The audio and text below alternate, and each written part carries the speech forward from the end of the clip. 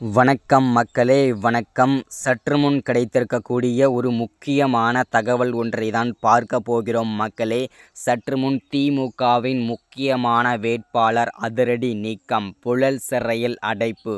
என்ன காரணத்திற்காக திமுகவின் முக்கியமான வேட்பாளரை அதிரடியாக நீக்கியிருக்காங்க? யார் அந்த திமுகவின் முக்கியமான அமைச்சர்? அவரை எதற்காக புழல் சிறையில் அடைக்க வேண்டும்? அப்படி என்ன தப்பு செய்துவிட்டார் அப்படின்றத பற்றி தான் இந்த ஒரு வீடியோவில் தெளிவாகவும் துல்லியமாகவும் நம்ம பார்க்க போகிறோம் மக்களே. அதற்கு முன்பாக நமது அரசியல் நியூஸ் சேனலுக்கு நீங்கள் புதிய பார்வையாளராக இருப்பதற்கான வாய்ப்புகளும் நிறையவே இருக்கிறது. முடிஞ்ச அளவுக்கு மறக்காமல் நமது அரசியல் நியூஸ் சேனலை சப்ஸ்கிரைப் பண்ணிவிடுங்க. சப்ஸ்கிரைப் பண்ண உடனேயே பக்கத்திலே ஒரு பெல் பட்டன் வரும், அதை கிளிக் பண்ணி ஆளுன்ற ஆப்ஷனில் போட்டு வச்சுக்கோங்க. தொடர்ந்து நம்ம வீடியோ போட்டோம்னா உங்களுக்கு நோட்டிஃபிகேஷன் வந்துடும்.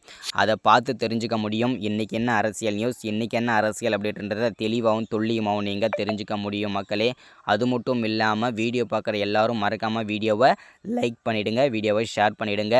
ஓகே, வாங்க வீடியோக்குள்ளே போகலாம். சற்று முன்பு கிடைத்திருக்கக்கூடிய ஒரு முக்கியமான பரபரப்பான தகவல் என்ன அப்படின்னு பார்த்தீங்கன்னாக்கா, சற்று முன்பு திமுகவில் இருக்கக்கூடிய முக்கியமான வேட்பாளரை அதிரடியாக நீக்கியிருக்காங்க.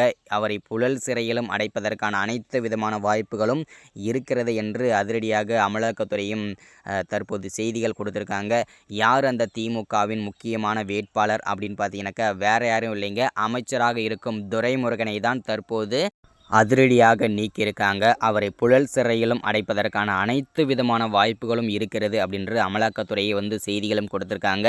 என்ன காரணம் அப்படின்னு பார்த்தீங்கன்னாக்கா, எல்லாருக்குமே தெரிஞ்ச விஷயம் தான். ஒரு 2 வாரத்துக்கு முன்பு கடத்தல் மன்னன் ஜாஃபர் சாதிக்குடன் பல தொடர்புகள் இருப்பதாகவும், அது மட்டும் இல்லாமல் பல கோடி ரூபாய் போதைப் பொருட்களை கடத்திய வழக்கில் கடத்திய சம்பவத்தில் அமைச்சர் துரைமுருகனுக்கும் அதில் பங்கு இருக்கிறது என்று அமலாக்கத்துறை உறுதிப்படுத்திவிட்டார்கள். இதனால் பல அமைச்சர்கள் இதில் சிக்குவார்கள் என்றும் முதல் கட்டமாக அமைச்சர் துரைமுருகன் தற்போது சிக்கியிருக்கிறார். அவரை வேட்பாளர் அதாவது அவர் போட்டியிடவே முடியாத மாதிரி அவரை அதிரடியாக நீக்கியிருக்காங்க தேர்தல் ஆணையம். அது மட்டும் இல்லாமல் அவரை புழல் சிறையிலும் அடைப்பதற்கான அனைத்து விதமான வாய்ப்புகளும் இருக்கிறது மக்களே.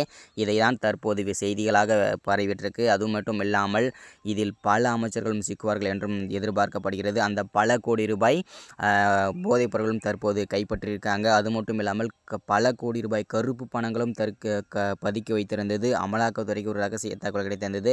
அந்த பல கோடி ரூபாய் மதிப்புள்ள போதைப் பொருளையும் தற்போது அமலாக்கத்துறையும் முடக்கியிருக்காங்க. இது இன்னும் பெரும் பரபரப்பை ஏற்படுத்தி கொண்டு தான் இருக்கிறது மக்களே.